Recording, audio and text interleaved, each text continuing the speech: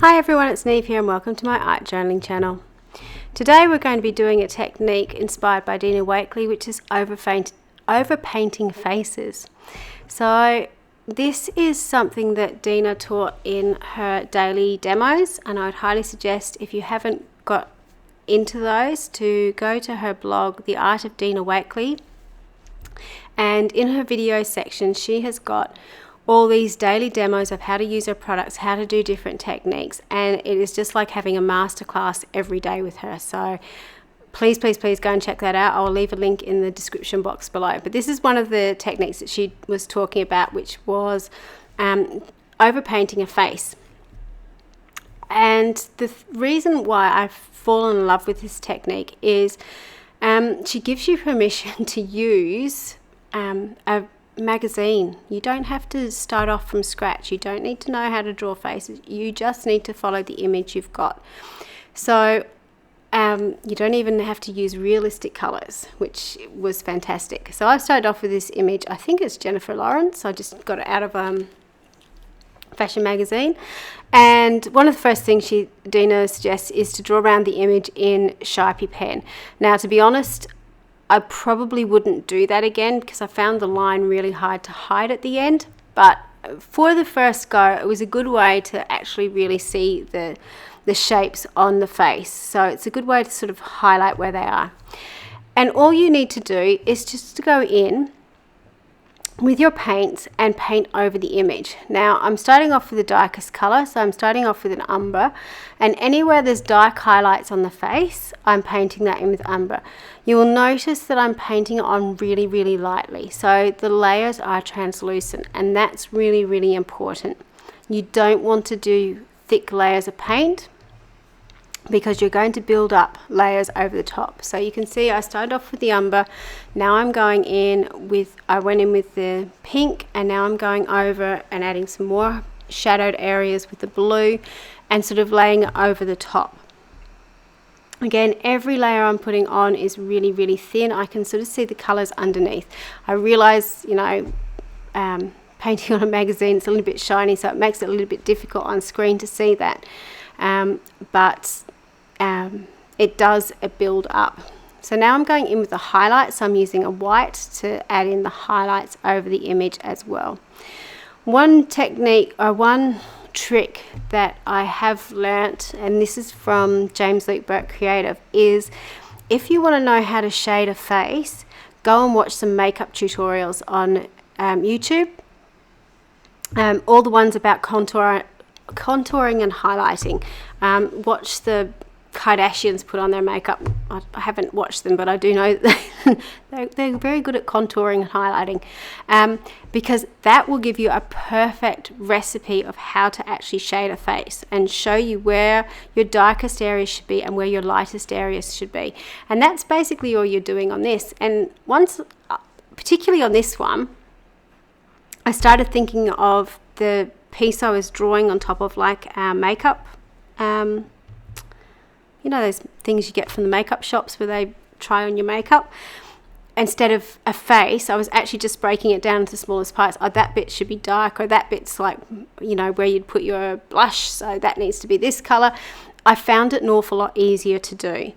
The other thing I actually found easy, even though it looks particularly strange, is using weird colors. The only thing that you need to sort of have in your mind is what's your darkest tone, what's the one you're going to use for your darkest highlights, what's your next dark color, what's your lighter color, what's your lightest color that you're going to use for highlights. So if you've got that in your head, it doesn't matter if you use green for a highlight. If you do all the green areas are highlighted areas, it will still make sense. So just play around with it, and I suppose that's the best bit, and that's the wonderful thing about Dina's demos, is it's all about playing and having a go and practicing. And you know, you might do this once and it might be a disaster, and you might do it the next time and it might work really well. So there's no right or wrong way to do this. The other thing to be really aware of when you're doing this is your face will look really alien and strange until the eyes are actually done in properly. it doesn't matter if you're drawing a face or painting a face like this, doing anything to a face, until you actually put the eyes as a focal point, it will look odd. And that's why, if you follow my channel before, I make sure that even if it's in a stamped image, it's just in black and white, that I always put the whites of the eyes in to draw your eye to it, because our eyes read faces when they see eyes, basically. So that's for us the most important part. So you can see here I'm just still playing around.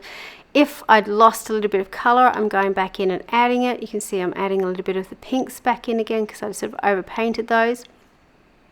I'm going back and fixing the hairline, and this is me trying to cover that really dark Sharpie. I really struggled to cover that on the lips as well. You can sort of see that dark line around the lips.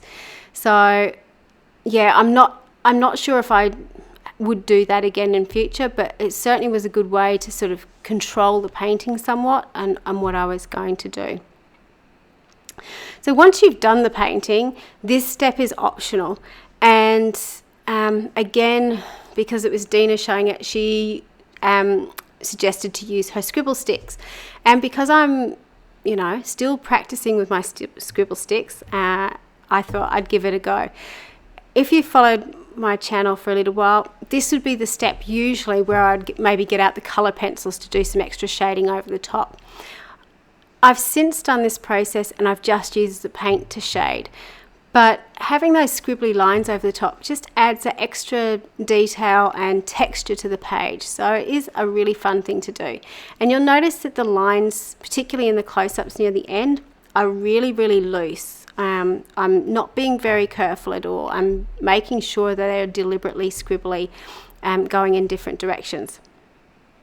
So now I'm taking some time to actually work with the eyes, putting in the dark lines, and you can see it's sort of starting to look less alien-like, even though she does have very strange skin colour, and putting in some of the details of the mouth as well.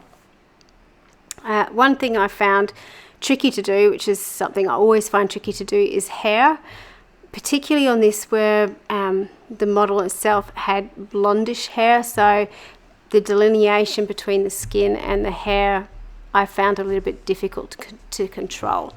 But that again is all practice. So, you know, as Dina says, practice, practice, practice. You're not going to be perfect the first time.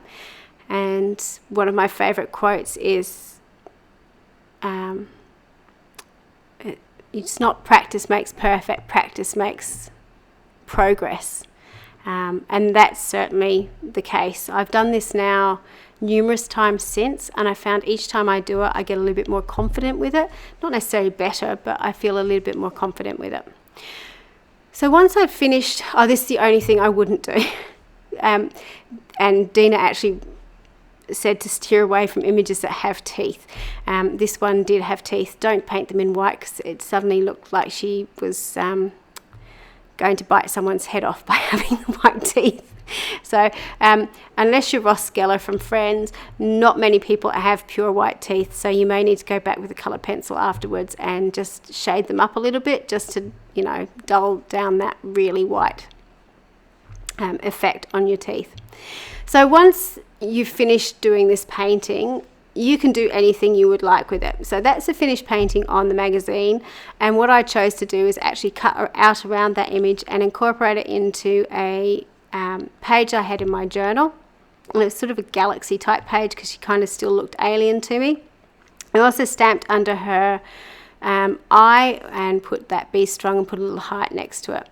So this is the final page, and I was really proud of how it turned out and what it ended up looking like. So please, please, please go and check out Dina's daily demos. I will leave the link in the description box below. Have a go at trying overpainting a face because it is so much fun, and you actually feel a little bit accomplished afterwards, having that base of the magazine there as your guide. Thanks for watching. Until next time, bye for now.